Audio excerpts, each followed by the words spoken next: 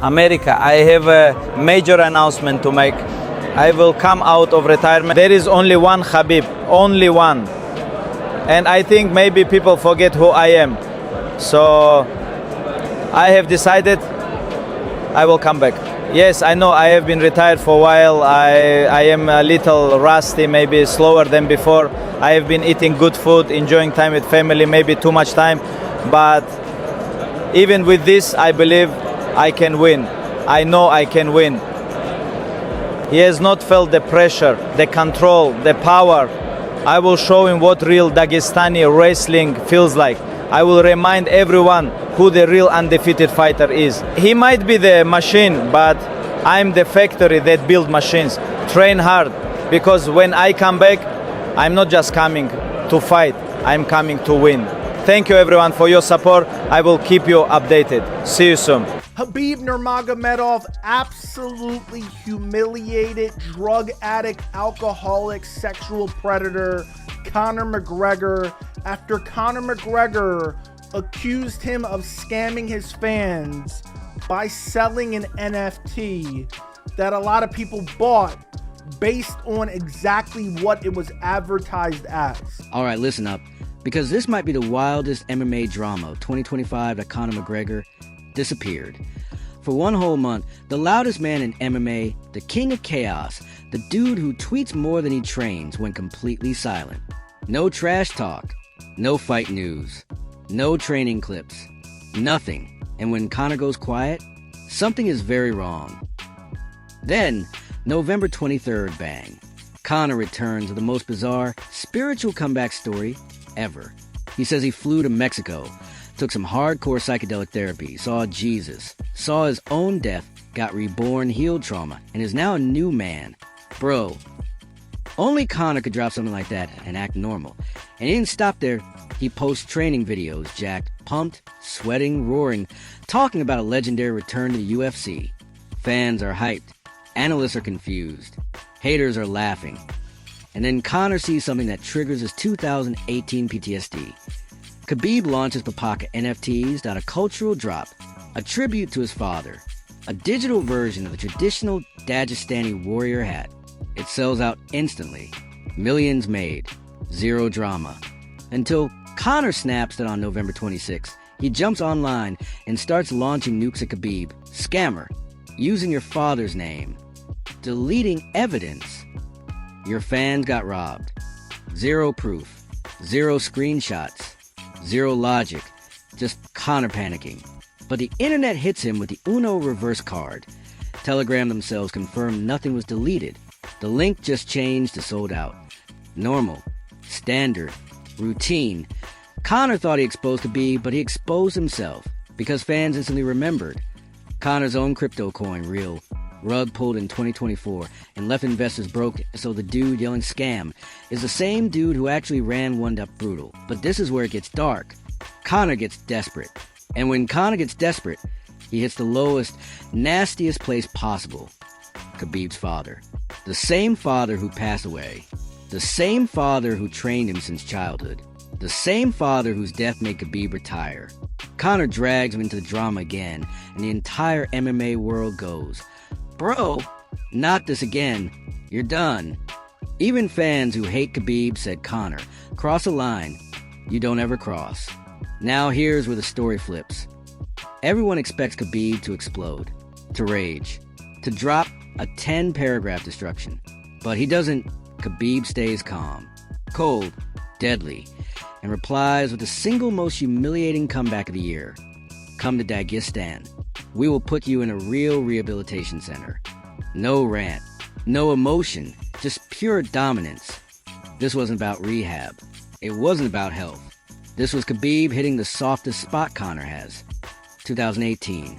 The choke, the tap, the night that shattered the notorious aura. And in one line, Khabib reminded the world exactly what happened that night and why Conor never recovered.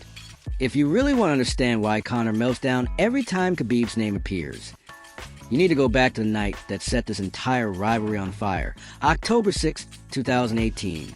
Las Vegas. UFC 229. The biggest PPV in MMA history. This wasn't just a fight. This was a cultural war. Ireland versus Dagestan. Showmanship versus discipline. Trash talk versus silence. Conor came in with the same formula that destroyed champions. Mock their families. Mock their religion. Mock their culture. Get in their head. Break them mentally before the cage door closes. It worked on Eddie. It worked on Dustin the first time. It worked on half the roster. But against Khabib, nothing landed. Khabib sat there, arms folded, stone-faced, emotionless, while Conor unloaded his entire arsenal. You're a coward. You're a backwards hillbilly. Dagestani rats. Your father begged for mercy. All the lines Conor thought would break him, Khabib absorbed them like drops of rain. Because Khabib wasn't there to sell a fight. He was there for vengeance. The bell rang.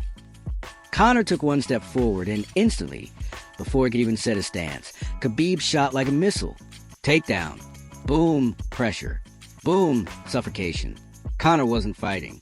He was drowning. The entire round one was a message. You don't belong in here with me. Conor didn't land anything meaningful. Didn't push Khabib back. Didn't even escape the hold. Round one ended with McGregor gasping for air like a man who realized a monster in front of him was real. Everyone expected Khabib to wrestle again. Instead, he throws an overhand right from hell. Conor's head jerks back. The crowd explodes. Commentators lose their minds. Khabib drops Conor. That punch changed everything. Because it proved one thing. Conor wasn't just losing the grappling battle. He was losing the striking battle too. The striker got outstruck. The showman got silenced. The king got humbled. And Khabib smiled. Imagine that. Smiling after dropping the most dangerous left hand in MMA history. That's when even Conor's fans realized. This fight is over. It's just a matter of when. Let's be honest. Round 3 is the only round Conor stayed standing for long. And he didn't win that round. He survived it. Light jabs. Weak kicks. Nothing behind the punches. No power. No timing. Conor wasn't fighting to win. He was fighting to breathe. Khabib let him work a little, but never lost control. This wasn't a comeback. This was a mercy round. Halfway through round 4, Khabib locked in the neck crank. Not a choke. Not a clean submission. A pain submission. You insulted my family. Now feel the submission. Conor panicked. He twisted. He clawed. He tapped violently. Not confident tapping. Not strategic tapping. But survival tapping. And the notorious aura died right there. The moment McGregor tapped, his eyes showed it. He wasn't the same fighter anymore. Something inside broke. Permanently. After the tap, Khabib jumped the cage and attacked Dylan Dennis. People said it was unprofessional. But if you understand Dagestani culture, you understand the truth. Conor insulted everything sacred to Khabib. Everything. That leap wasn't about Dennis. It was a release of months of disrespect. A rival crossed the line, and the warrior answered. So Conor taps at UFC 229. The arena explodes. Khabib jumps the cage, and the whole world is in chaos. But what people didn't realize that night was that the real damage didn't happen inside the cage. It happened inside Conor's mind. Because after 229, something changed. And every single thing Conor did for the next 7 years proved it. Let's break it down. He's kind of an embarrassment to his family. And I do believe Conor has a disease, but I do also believe that Conor is a complete piece of shit. And Khabib should say this. And Khabib did open some drug rehabilitation centers in Dagestan.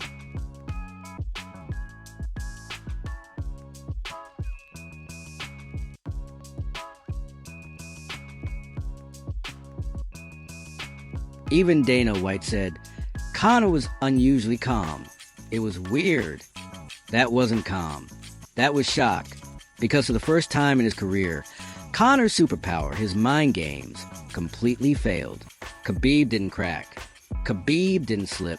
Khabib didn't lose composure. He walked through every insult like it was air and physically dominated Conor for 4 straight rounds. That breaks a man differently. After UFC 229, Conor tried to reboot his career. The results? 1 win in 7 years. Let that sink in that he beats Cowboy Cerrone. That's it. Then boom, loses to Dustin Poirier. Loses again. Breaks his leg in the trilogy. He goes from Mystic Mac, maybe he can still do it? Bro, please stop. His aura evaporated. The fear he once commanded? Gone. Fighters weren't scared anymore. They were excited to fight him. Because they knew what we all knew. Conor wasn't the same fighter after Khabib. While Khabib went one direction, retiring undefeated, becoming a coach, building an empire, Conor spiraled. Here's everything that hit Conor after 229. Bar altercations, legal cases, assault accusations, court settlements, party scandals, Insta rants, deleted Twitter meltdowns, drinking issues, a failed crypto coin, unstable interviews, bizarre public behavior every year, fans saw a less champion and more celebrity chaos. The decline wasn't physical. It was psychological. When a fighter loses confidence, they lose everything that BY 2025. Conor was trying everything to feel relevant again. Epic comeback claims, hype videos, random callouts, lawsuits. I'm healed spiritually, speeches, new businesses, podcasts, movies, training montages, none of it hit. Nothing stuck. Because no matter what Conor did, the internet only remembered one thing. That night Khabib made him tap. That loss follows him everywhere. And when he saw Khabib's NFT drop go viral, a peaceful, respectful project that sold out in hours, it triggered everything he'd been holding in. So Conor snapped. Again that he attacked Khabib, attacked the NFT, and Dagestan, attacked his father, and his religion, all because a part Conor still believes. If I can hurt Khabib online, I erase what happened in 2018. But it doesn't work that way, because Khabib's win wasn't just physical, it was psychological. And everything Conor did in 2025 proved that the wound never healed. So now we reach the point where everything explodes. Late November 2025, Conor is back online, fresh off a psychedelic rebirth, feeling unstoppable again, and hunting for relevance. He sees Khabib's NFT drop go viral. Thousands of fans buying digital papakas, celebrating Dagestani culture, praising Abdulmanap Nurmagomedov's legacy, and it hits Conor like a punch to the liver. Because Conor isn't just jealous of Khabib's success, he's jealous of Khabib's peace. Khabib retired undefeated, respected, admired. Conor retired. Well, Conor didn't really retire, but the world retired him, and so Conor attacks the only thing left, Khabib's legacy, his father's legacy, his cultural honor. He accuses Khabib of scamming fans.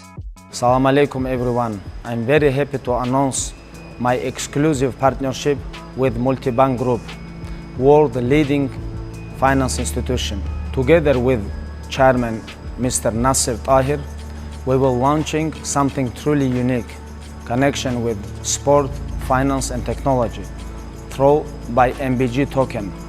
Our plan is opening around the world 30 Khabib gym. It will be promoted by multi-bank ecosystem, and it will create a lot of opportunity for athletes and fans around the world. It will be a beautiful project. Calls him a fraud, says he's hiding evidence, goes on a meltdown, deletes posts, posts again, deletes again, total chaos. Then he crosses a line everyone hates. He brings up Khabib's father again, and the internet turns on him instantly. People who never defend Khabib suddenly say, Conor's lost it. This is embarrassing. He needs help. This isn't trash talk. This is obsession. And the timing couldn't be worse, because Telegram's leadership confirms publicly Khabib didn't delete anything. The sale was legit. It was standard procedure, meaning Conor is wrong. Again, and now he looks desperate. But then the story takes a wild turn. Instead of raging back, instead of insulting Conor, instead of defending himself emotionally, Khabib responds like a man observing a broken rival. Come to Dagestan. We will put you in a real rehabilitation center. No emojis, no anger, just icy precision.